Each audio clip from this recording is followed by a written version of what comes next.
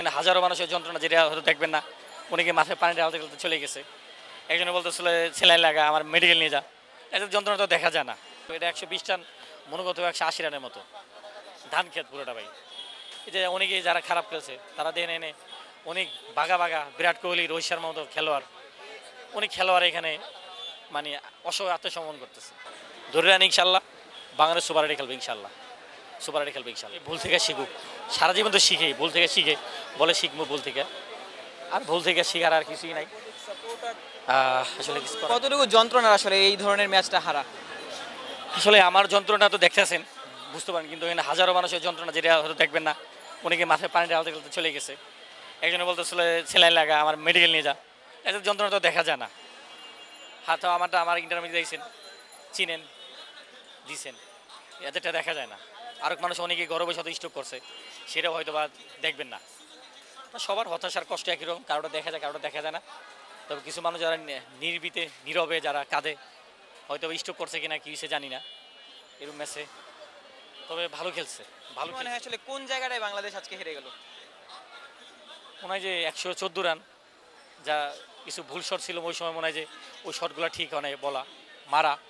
কারণ পরবর্তী সময় মারো, বল আছে, বল খাও তুই তার ২-৩টা, তারপরে গ্যাপ শট থেকে গ্যাপে গ্যাপে মারো, গ্যাপ দেখে মারো।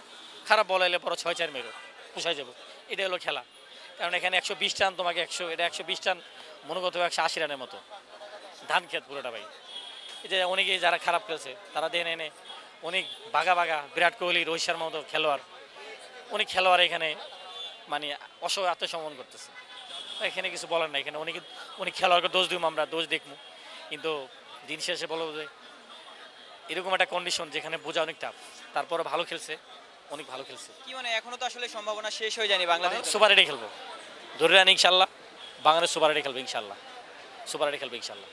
সাকিব আজকে খেললে, আজকে জিতলে মনে হয় আমরা ওয়ার্ল্ড কাপে প্রথমবারের মতো সেমিফাইনাল খেলতাম, ফাইনালে যেতে পারতাম। কারণ আমাদের প্রতিপক্ষ হইতো কি, আমেরিকা হইতো, বুঝছেন। যাই হোক, আল্লাহ রাখে না ভাই, এটা হলো বড় জিনিস, বুঝছেন। নেদারল্যান্ডস এবং নেপালের বিপক্ষে অবশ্যই জয় প্রত্যাশা করবে। অবশ্যই নেপালের সাথে এমন ইয়ের সাথে বাংলাদেশ অবশ্যই জিততে হবে, অবশ্যই। তবে কোনো দুর্ঘটনা যদি না ঘটে ইনশাল্লাহ, কারণ নেদারল্যান্ডের মতো টিম, ওরা অনেক ভালো খেলে, অনেক ভালো খেলে। নেদারল্যান্ড অনেক ভালো টিম, ভালো টিম। আর খেলাটা কিন্তু ওয়েস্ট ইন্ডিজে, আমার মনে হয় যে ওখানেও স্পিনার অনেক হেল্প পাইবো, আমাদের রিশাদ ভাইয়ের অনেক হেল্প পাইবো। তবে ভুল থেকে শিখুক, সারা জীবন তো শিখেই, ভুল থেকে শিখে বলে শিখবো ভুল থেকে। আর ভুল থেকে শিখার আর কিছুই নাই। আসলে কিছু করার নেই, কিছু করার নেই।